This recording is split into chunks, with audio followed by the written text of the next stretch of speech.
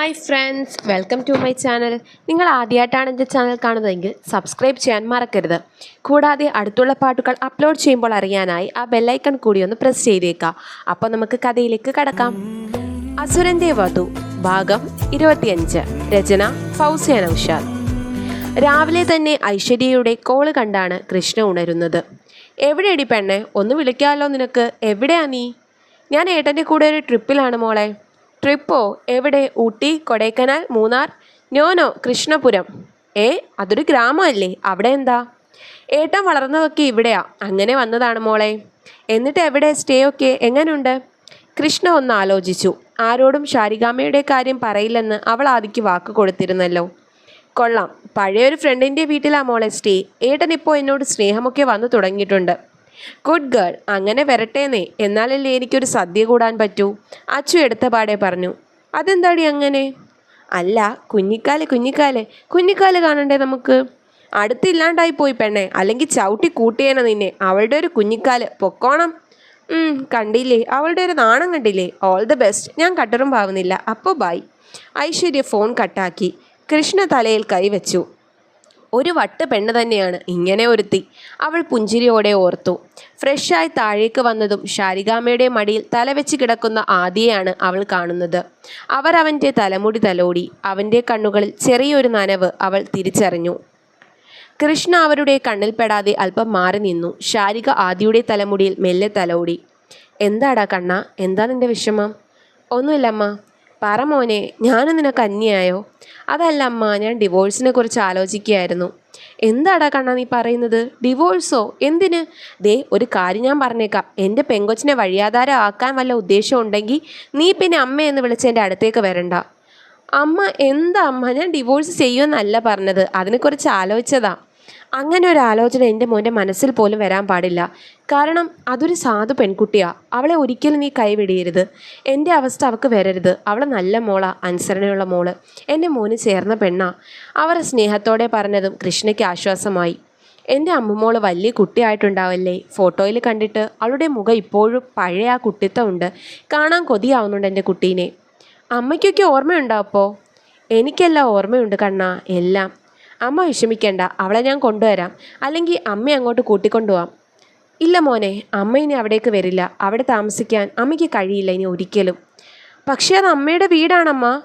അത് നിനക്കുള്ളതാ മോനെ, എൻ്റെ എല്ലാം നിനക്കുള്ളതാ. പക്ഷെ അവിടെ തങ്ങാൻ ഒരിക്കലും എനിക്കാവില്ല. ഞാൻ വരും. ഞാൻ ഈ വീട്ടിൽ കഴിഞ്ഞോളാം മോനെ. നോക്കട്ടെ അമ്മേ, കുറച്ചുകൂടി അമ്മ കാത്തിരിക്കുക. അമ്മുവിനെ ഞാൻ കൊണ്ടുവരാം. ഉച്ചയായപ്പോഴേക്കും എല്ലാവരും കൂടെ പുറത്തു പോയി. ശാരികാമ്മ കൃഷ്ണയ്ക്ക് വിലപിടിപ്പുള്ള സാരിയും ചുരിദാറും വാങ്ങി. അവളും അമ്മയ്ക്ക് സെലക്ട് ചെയ്തു. അച്ചുവും കൂടെ ഉണ്ട്. ശാരികാമ്മ അവളുമായി നടക്കുമ്പോൾ മെല്ലെ അവളുടെ കാതിൽ പറഞ്ഞു, നാളെ ആദിയുടെ പിറന്നാളാണ്. അത് കേട്ട് കൃഷ്ണ അത്ഭുതത്തോടെ അമ്മയെ നോക്കി. ശരിക്കും? ആണ് പെണ്ണെ. ഒരു കാര്യം ചെയ്, നിന്റെ വക ഒരു ഷർട്ടും പാൻറ്റും എടുക്ക്. എന്നിട്ട് നാളെ അവന് കൊടുക്ക്. ശാരികാമ്മ തന്നെ വഴിയും പറഞ്ഞു കൊടുത്തു. അവൾ ആദ്യം അറിയാതെ അവനുള്ള ഷർട്ടും പാൻസും വാങ്ങി. അവർക്കുള്ള ഡ്രസ്സ് എടുക്കുമ്പോൾ ആദ്യം അവിടെ ഉണ്ടായിരുന്നില്ല. അവൻ നേരെ അവരെ കാത്ത് വെയിറ്റിംഗ് ഏരിയയിലിരുന്നു. റെസ്റ്റോറൻറ്റിൽ കയറി ആഹാരം കഴിച്ച് ഒന്ന് കറങ്ങിയിട്ടൊക്കെയാണ് അവർ മടങ്ങിയത്. വീട്ടിലെത്തുമ്പോൾ സന്ധ്യ കഴിഞ്ഞിരുന്നു. കൃഷ്ണ ഫ്രഷായി ശാരികാമ്മയുടെ മുറിയിലേക്ക് വന്നു. അമ്മയെ കെട്ടിപ്പിടിച്ച് അടുത്ത് കിടന്നു. എന്തു പറ്റി മോളെ? ഒന്നുമില്ലമ്മ. ഞാനൊരു കാര്യം ചോദിച്ചാൽ മോള് സത്യം പറയോ? ചോദിക്കമ്മേ. ആദ്യം മോളും തമ്മി എന്തെങ്കിലും പ്രശ്നമുണ്ടോ? വന്നത് മുതൽ ഞാൻ ശ്രദ്ധിക്കാം, എന്തോ ഒരു പൊരുത്തക്കേട്, പെരുമാറ്റത്തിൽ ഒരു അകൽച്ച. അവൾ അല്പനേരം മൗനം പാലിച്ചു. അമ്മ ചോദിച്ചത് ശരിയാ, ഒരു അകൽച്ചയുണ്ട്. പക്ഷേ ഇവിടെ വന്നതിന് ശേഷം അത് മാറി തുടങ്ങി. ഇപ്പോൾ സ്നേഹയ്ക്കുണ്ട്. സ്നേഹമല്ല പ്രശ്നം, അമ്മ പറഞ്ഞതുപോലെ പ്രകടിപ്പിക്കാൻ അറിയില്ല, അതാ. ഇപ്പോൾ ശരിയായി വരുന്നുണ്ട്. മോളെ, അമ്മയ്ക്കൊരു കാര്യം പറയാനുള്ളൂ. എൻ്റെ മോൻ വളർന്നു വന്ന സാഹചര്യം അങ്ങനെയായിരുന്നു. എന്നെ അവൻ്റെ അച്ഛൻ തല്ലുന്നതും ഞാൻ സഹിക്കുന്ന അവഗണന കണ്ടുമാണ് അവൻ വളർന്നത്. അതാണ് അവൻ ഇങ്ങനെ ആയിപ്പോയത്. പിന്നെ ഞങ്ങൾ അവിടെ നിന്ന് ഇറങ്ങിയ ശേഷവും അവൻ ആ സംഭവത്തിൽ നിന്ന് വിട്ടുമാറിയിരുന്നില്ല. പിന്നീട് ഞാനാണല്ലോ അവനെ ആ വീട്ടിലേക്ക് പറഞ്ഞു വിട്ടത്. അവന് തീരെ ഇഷ്ടമുണ്ടായിരുന്നില്ല. മക്കൾ അനാഥരാവരുതെന്ന് ഞാനും കരുതി. എല്ലാം എൻ്റെ തെറ്റാ. അമ്മേ, അതൊന്നുമില്ല. ഏടന് അത്ര കുഴപ്പമൊന്നുമില്ല. ഇപ്പോൾ ഒക്കെ ശരിയായി വരുന്നുണ്ട്. മോൾ അല്പമൊന്ന് ക്ഷമിക്കണം. അവൻ മാറും, ഉറപ്പായും മാറും. അവർ കൃഷ്ണയുടെ കയ്യിൽ മുറുകെ പിടിച്ചു. അവരുടെ കണ്ണുകളിൽ കാണാമായിരുന്നു അവരുടെ വേദന. മോള് പോകുന്നില്ലേ ആദിയുടെ അടുത്തേക്ക്? ഇല്ല അമ്മേ, ഞാൻ പോകുന്നില്ല. ഇന്ന് അമ്മയുടെ ഒപ്പം. രാത്രി നമുക്ക് സർപ്രൈസ് കൊടുക്കാം. അമ്മ എഴുന്നേക്കുമല്ല അല്ലേ? പിന്നല്ല. ആദി കൃഷ്ണയെ മുറിയിൽ കാണാത്തത് കൊണ്ട് വെള്ളം കുടിക്കാൻ എന്ന ഭാവത്തിൽ താഴേക്ക് വന്നു.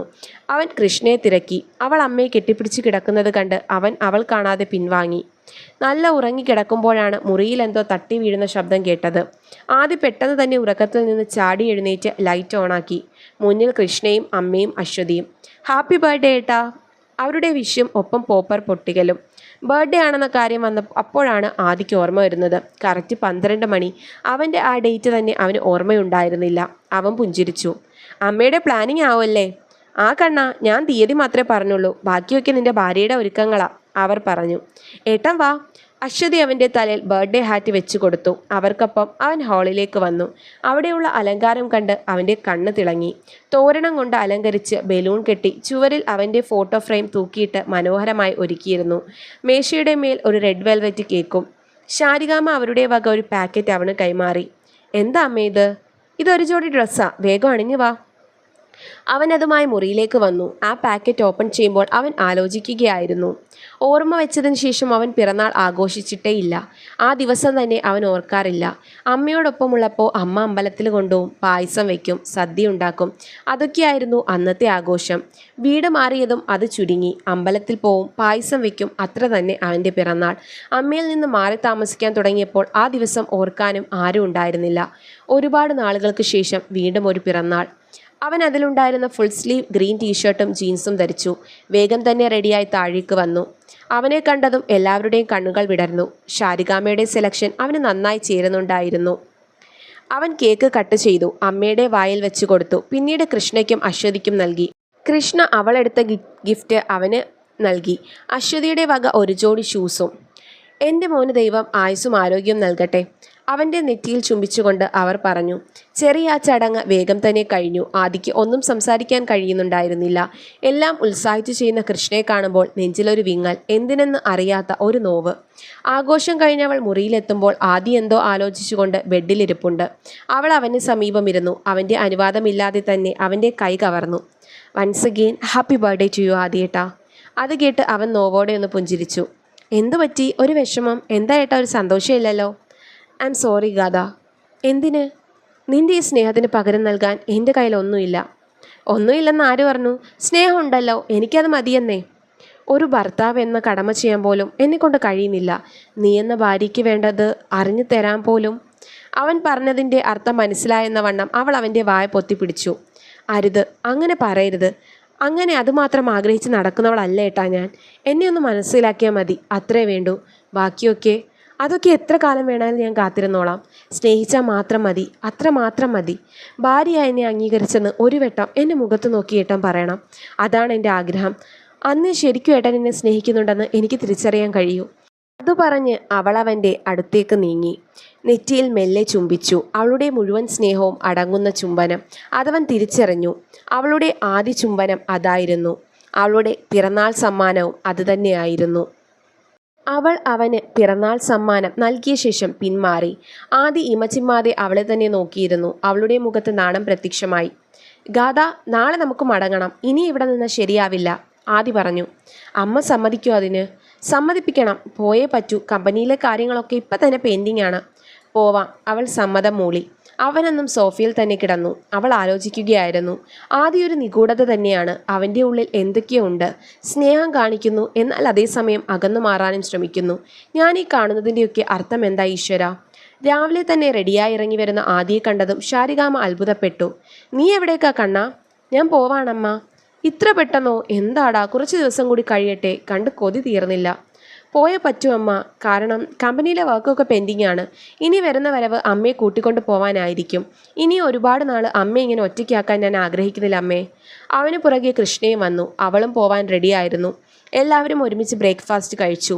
അവർ രണ്ടുപേരും പോവാനിറങ്ങി. ശാരികാമ്മയും അശ്വതിയും വിഷമത്തോടെ അവരെ നോക്കി. എൻ്റെ അമ്മക്കുട്ടി, ഇങ്ങനെ വിഷമിക്കല്ലേ, ഉടനെ വരില്ലേ ഞാൻ അമ്മയെ കൊണ്ടുപോകാൻ? വിഷമമൊന്നുമില്ല. ഒരു കാര്യമുള്ളൂ രണ്ടാളോടും പറയാൻ. ഇതേപോലെ പോയാൽ പോരാ, പരസ്പരം സ്നേഹിക്കണം. നീ ഇവൾക്കണിയിച്ച താലിക്ക് ഒരു മഹത്വമുണ്ട്. അത് നീയും അവളും തിരിച്ചറിയണം. അവൾക്കതറിയാം, പക്ഷെ നിനക്കതറിയില്ല കണ്ണാ. നീ വളർന്നത് എൻ്റെ ജീവിതം കണ്ടിട്ടാ. ഒരു കാര്യം മനസ്സിലാക്കിയാൽ മതി മോനെ, അമ്മയ്ക്ക് സംഭവിച്ചത് നീ കണ്ടതല്ലേ. അതേപോലെ ഒന്ന് നീ ഇവക്കൊരിക്കലും നൽകരുത്. അത് വേണം എൻ്റെ മോൻ മനസ്സിലാക്കേണ്ട പാഠം.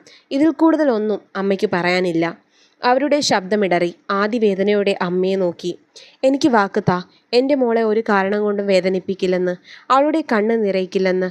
ഇവളുടെ മുന്നിൽ വെച്ച് തന്നെ എനിക്ക് നീ ആ വാക്ക് തരണം. അമ്മ അത് ആദി ഒന്ന് പരുങ്ങി. പറ്റില്ല എന്നാണെങ്കിൽ ഈ ബന്ധം നീ അധികം മുന്നോട്ട് കൊണ്ടുപോവേണ്ട. ഇവിടെ വെച്ച് തന്നെ നീ അവളുടെ കഴുത്തിൽ കിടക്കുന്ന താലി ഊരി വാങ്ങിയേക്ക്. നിന്റെ മനസ്സിൽ ഇവളോട് ഒരിറ്റ് സ്നേഹമില്ലെങ്കിൽ നീ ഇപ്പോൾ അത് ചെയ്യണം. ആദി ആശയക്കുഴപ്പത്തിലായി. കുടുംബമായി ജീവിക്കണമെന്ന അമ്മയുടെ കൊതിയൊക്കെ പണ്ടേ തീർന്നതാ. ഇപ്പോൾ ഉള്ളൊരു മോഹം എന്നത് എൻ്റെ മക്കൾ കുടുംബമായി സന്തോഷത്തോടെ കഴിയുന്നത് കാണാനാ. ആ ഭാഗ്യവും ദൈവം തന്നിട്ടില്ലേ? വാക്ക് തരാം അമ്മ ഞാൻ. അവൻ ശാരികയുടെ നീട്ടിപ്പിടിച്ച കൈകളിൽ മൃദുവായി കൈവച്ചു. ഇത് കണ്ട് കൃഷ്ണയുടെ ഉള്ളിൽ ഒരു കുളിർമഴ പെയ്ത പ്രതീതി. ശരി അമ്മേ, ഞങ്ങൾ ഇറങ്ങട്ടെ. ആദ്യ വണ്ടിയെടുക്കാൻ പോയതും ശാരികാമ്മ കൃഷ്ണയുടെ അടുത്ത് വന്ന് മെല്ലെ പറഞ്ഞു, എൻ്റെ മോൻ പാവാ മോളെ, അവൻ്റെ ഭാഗത്തു നിന്ന് എന്തേലും തെറ്റുവന്നാ ക്ഷമിച്ചേക്കണേ. അവളുടെ നെറുകയിൽ അവർ മെല്ലെ ചുംബിച്ചു. കൃഷ്ണയെ അശ്വതിയെയും അമ്മയും ചേർന്നവരെ യാത്രയാക്കി. തിരികെ വരുമ്പോൾ രണ്ടാളും പരസ്പരം ഒന്നും തന്നെ മിണ്ടിയില്ല. കുറേ ചോദ്യങ്ങളുണ്ട്, പക്ഷേ ഉത്തരങ്ങൾ പറയുന്നില്ല എന്ന് മാത്രം. ആദ്യ ആ മൗനത്തെ ഭേദിച്ചു. ഇതൊന്നും അവിടെ ആരും അറിയരുത് കേട്ടല്ലോ. അവൾ മൂളി. കണ്ടതിൻ്റെയൊക്കെ അർത്ഥം മനസ്സിലായില്ലെങ്കിലും അത് ചോദിച്ചാൽ അവൻ മറുപടി പറയില്ലെന്ന് അവൾക്ക് ഉറപ്പായിരുന്നു. അതിൻ്റെ കാരണം അറിയണമെങ്കിൽ ശാരികാമ്മ വീട് വിട്ടിറങ്ങിയതിന് ശേഷം നടന്ന സംഭവം അറിയണം. വീടെത്തും വരെ പിന്നെ അവർ മിണ്ടിയില്ല. മുറ്റത്ത് കാർ വന്നു നിന്നതും വല്യമ്മമാരാണ് ആദ്യം ഇറങ്ങി വരുന്നത്. ആഹാ വന്നല്ലോ, ഇത്ര ദിവസം എവിടെ ആയിരുന്നു? അവിടെ തങ്ങാനൊക്കെ സ്ഥലം ഉണ്ടായിരുന്നോ? അതൊക്കെ ഉണ്ടായിരുന്നു, മനുഷ്യന്മാർ താമസിക്കുന്ന സ്ഥലം തന്നെയല്ലേ അത്. ആദ്യ ഉടനടി മറുപടി പറഞ്ഞു. ആദ്യക്ക് പിന്നാലെ അവളും മുറിയിലേക്ക് മടങ്ങി. ഒന്ന് ഫ്രഷായി റെസ്റ്റ് എടുക്കുമ്പോഴേക്കും ആരുഷി മുറിയിലേക്ക് വന്നു. രണ്ടാൾക്കും യാത്രാക്ഷീണമാണെന്ന് തോന്നുന്നു. എങ്ങനെയുണ്ടായിരുന്നു യാത്ര? അവൾ കുസൃതിയോടെ ചോദിച്ചു. നന്നായിരുന്നു അമ്മു. എങ്ങനെയുണ്ട് കൃഷ്ണപുരം? നീ പറഞ്ഞതുപോലെ തന്നെ മനോഹരമായ ഗ്രാമം, പാടവും തോടും കൊള്ളാം. അവൾ കണ്ണടച്ചു കിടക്കുന്ന ആദ്യം നോക്കി. ഏട്ടൻ എന്താ ഒരു ഉഷാറില്ലാത്തത്? എനിക്കെന്തിനാ ഉഷാറ്? ഞാൻ ഇടയ്ക്കിടയ്ക്ക് പോകുന്നതല്ലേ. ഇടയ്ക്കിടയ്ക്കോ? അപ്പോൾ ഏട്ടൻ എന്നെ കൊണ്ടുപോകാറില്ലല്ലോ. അല്ല, അത് പിന്നെ കുറച്ച് നാളായി, ഞാൻ അതാ പറഞ്ഞത്. നമ്മുടെ അയൽക്കാരെയൊക്കെ കണ്ടോ? പിന്നല്ലാതെ, ശാരദാമ്മയുടെ വീട്ടിൽ 2 ദിവസം നിൽക്കുകയും ചെയ്തു. വാവ്, അടിപൊളി. രണ്ടാൾക്കും എന്താ പറ്റിയത്? മുഖത്തൊരു തെളിച്ചമില്ലല്ലോ. ഏട്ടത്തേക്ക് കുഴപ്പമില്ല, ഏട്ടനെന്തോ വിഷമം പോലെ. അതൊന്നും ഇല്ല മോളെ, ക്ഷീണമാണ്. എന്നാ റെസ്റ്റ് എടുത്തോ. അത് പറഞ്ഞവൾ അവിടെ നിന്നും പിൻവാങ്ങി. ആദ്യ കൃഷ്ണയെ നോക്കിയതേയില്ല. കൃഷ്ണയും അവനെ മൈൻഡ് ചെയ്തില്ല. തിരികെ എത്തിയതും രണ്ടുപേരും പഴയ പോലെ കീരിയും പാമ്പുമായി. കൃഷ്ണയുടെ മുന്നിൽ പെട്ടെന്നെന്തോ മെസ്സേജ് വന്നു. അവളത് ഓപ്പൺ ചെയ്ത് വാങ്ങിച്ചു. നിന്റെ ഈ ഫോട്ടോസ് പുറം ലോകം കാണാൻ പോവാ കൃഷ്ണഗാഥ. അത് വേണോ വേണ്ടയോ എന്ന് നിനക്ക് തീരുമാനിക്കാം. ഒരു രാത്രി അത് നീ എനിക്ക് നൽകിയേ കഴിയൂ. അത്രമാത്രം ഞാൻ കൊതിച്ചുപോയി. ഒരേ ഒരു രാത്രി. പിന്നീട് ഒരിക്കലും ഞാൻ നിന്നെ ശല്യപ്പെടുത്തില്ല. ഏട്ടൻ അറിയില്ല, ഉറപ്പ്. നീയായിട്ട് ഏട്ടനെ അറിയിച്ചാൽ എനിക്ക് വേറെ വഴികൾ നോക്കേണ്ടി വരും. അവൻ്റെ മെസ്സേജ് വായിച്ച് അവൾ നടുങ്ങിപ്പോയി. നന്ദു ഇത്രമാത്രം അതം പതിച്ചു പോയോ? ഒന്നുമില്ലെങ്കിലും ഞാൻ അവൻ്റെ ഏട്ടൻ്റെ ഭാര്യയല്ലേ. എന്നിട്ട് അവൾ വല്ലാതെ വിയർത്തു. അവൾ മയങ്ങുന്ന ആദ്യയെ ഒന്ന് നോക്കിയ ശേഷം അടുത്ത മെസ്സേജ് ടൈപ്പ് ചെയ്തു. നീ ഒരു കാര്യം മനസ്സിലാക്കണം, ഞാൻ നിൻ്റെ ഏട്ടൻ്റെ ഭാര്യയാണ്. ആ ഓർമ്മ നിനക്ക് വേണം. നീ വിളിക്കുന്നിടത്ത് വരാൻ എനിക്ക് സൗകര്യമില്ലെങ്കിലോ? ആ സ്പോട്ടിൽ മെസ്സേജ് റീഡ് ചെയ്യുകയും റിപ്ലൈ വരികയും ചെയ്തു. ഏട്ടൻ്റെ ഭാര്യയാവുന്നതിന് മുന്നേ നീ എൻ്റെ മനസ്സിൽ കയറി കൂടിയതാ. നിന്നെ എനിക്ക് കിട്ടിയില്ല. ഒരു തവണ എനിക്ക് കിട്ടിയേ പറ്റൂ. നിന്നെ ഞാൻ ഉപദ്രവിക്കില്ല. ഏട്ടൻ്റെ ഭാഗത്തു നിന്ന് നിനക്കൊരിക്കലും അതൊന്നും കിട്ടാൻ പോകുന്നില്ല. നിനക്ക് നേട്ടാണ് കൃഷ്ണ.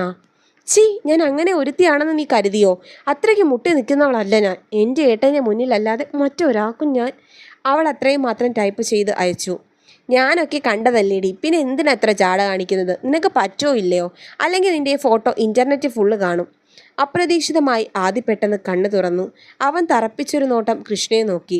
കൃഷ്ണ നോർമലായി പെരുമാറാൻ ശ്രമിച്ചെങ്കിലും അവളുടെ മുഖം മങ്ങി.